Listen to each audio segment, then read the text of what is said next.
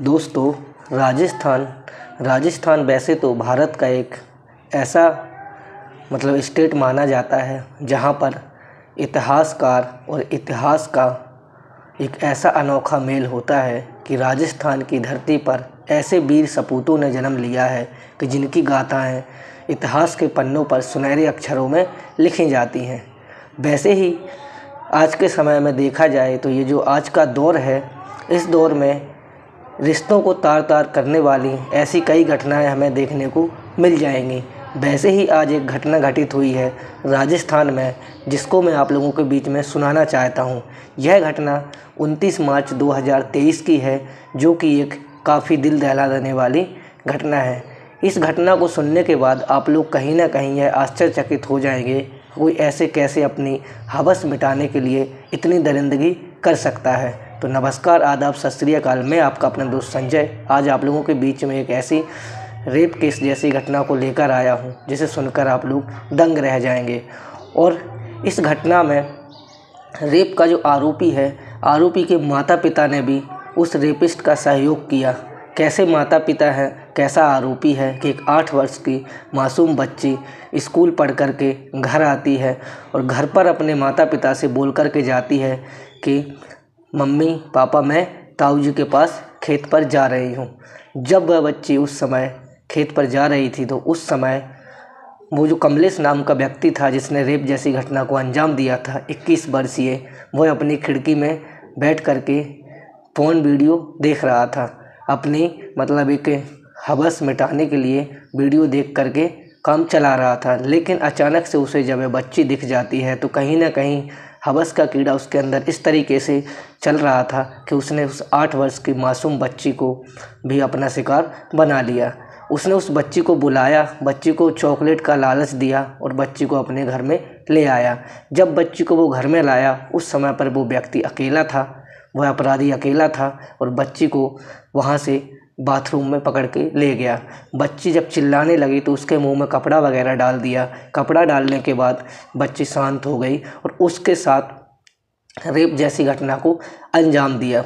Rape जैसी घटना तक ही उसका मन नहीं माना। उसके बाद फिर बच्ची का उसने कत्ल कर दिया और कत्ल करने के बाद बाथरूम के अंदर ही छुरी और पत्थर जैसे वस्तुएं ले जा करके बच्ची के शव के 10 टुकड़े करता है और अलग अलग पन्नियों में उसको बांध देता है। जब अलग अलग बैग में उनको पैक करता है और वहीं पर ही वो रख देता है। इस घटना को उसने 29 मार्च को अंजाम दिया था और 30 मार्च को उसका जो पिता और माँ थे उसको बताता है। उसको बताने के बाद वह जब उसके माँ बाप को इस घटना का पता चलता है तो कहीं ना कहीं उसके माँ बाप भी 21 वर्षीय कमलेश जो था उसका सहयोग कर देते हैं। और इस सहयोग इस तरीके से करते हैं कि उस शव को छुपाने में उसकी मदद करते हैं। जब 30 मार्च को रात के 11 बजते हैं, 11 बजते ही एक मावली गांव होता है, वहां का वो निवासी था। तो 11 बजे रात को वो शव को एक 200 से 300 मीटर दूर पुराने खंडर में फेंकने जाता है। तो जो उसका पिता था वो बाहर पहरा दे रहा था और जो उसकी माँ थी उसके साथ जाती है, उस खंडर के बाहर खड़ी हो जाती है, कहीं बेटे को इस अंजाम देने गया इस अपराध को कोई देख ना ले।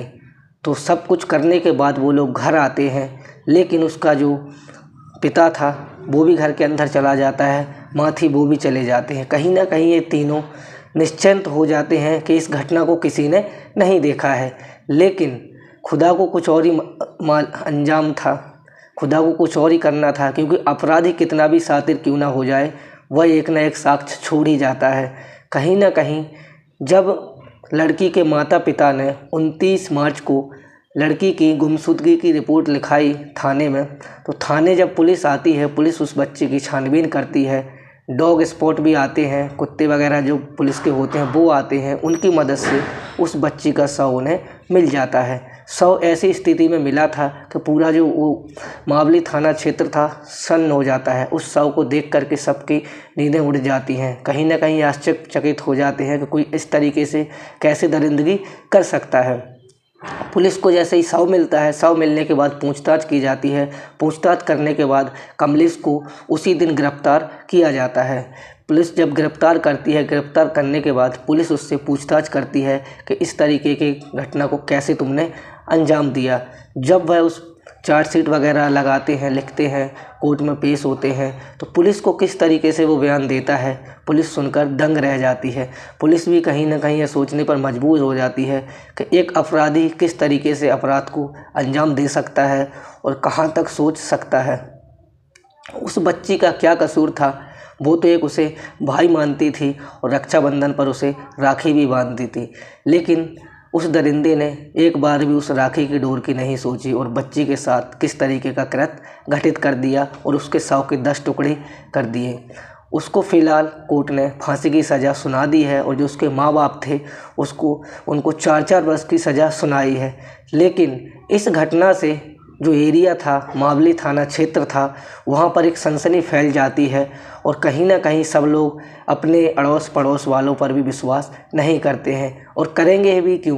क्योंकि गाइस इस तरीके के जो अपराधी हमारे समाज में फैले हुए हैं, दरिंदे फैले हुए हैं, कहीं ना कहीं हम और आप में से कोई ऐसा एक अपराधी बन जाता है जो अपने 2 मिनट के एक किसी भी चीज़ को कह लो, अपनी ख्वाहिशों को पूरा करने के लिए किसी दूसरे व्यक्ति को नुकसान पहुंचाते हैं और किसी के साथ ऐसी घटनाओं को अंजाम दे देते हैं। यह घटना ऐसे दिल दहला देने वाली घटना थी कि राजस्थान का जो क्षेत्र था पूरी तरीके से सहम गया था और उस बच्ची के लिए सब लोग दुआ करने लगे कि इस तरीके का कैसे कृत्य इसने घटित कर दिया। तो यह थी घटना, राजस्थान का एक मावली क्षेत्र पड़ता है जिसको नाम दिया गया था हीनियस रेप कांड। हीनियस रेप कांड के बारे में वहाँ के बच्चे से पूछ लो, सबको पता है और सबके दिल में कहीं ना कहीं एक दर्द हुआ था जब उस बच्चे के साथ इस तरीके का कृत्य घटित हुआ था। तो मेरा यह कहानी सुनाने का उद्देश्य किसी की भावनाओं को ठेस पहुंचाना नहीं था, ना ही किसी की भावनाओं के साथ खिलवाड़ करना था। आप लोगों को जागरूक करना और सतर्क करना मेरा इस कहानी सुनाने का उद्देश्य था। अगर कहानी आप लोगों को थोड़ी बहुत भी दिल को छू गई हो तो लाइक कर देना और कमेंट में ऐसे अपराधियों के बारे में आप लोग क्या सोचते हैं अपनी राय ज़रूर बताना। मिलते हैं एक और ऐसे ही रहस्यमय ऐतिहासिक कहानी के साथ, एक आपराधिक घटना के साथ। तब तक के लिए जय हिंद, जय भारत, वंदे मातरम।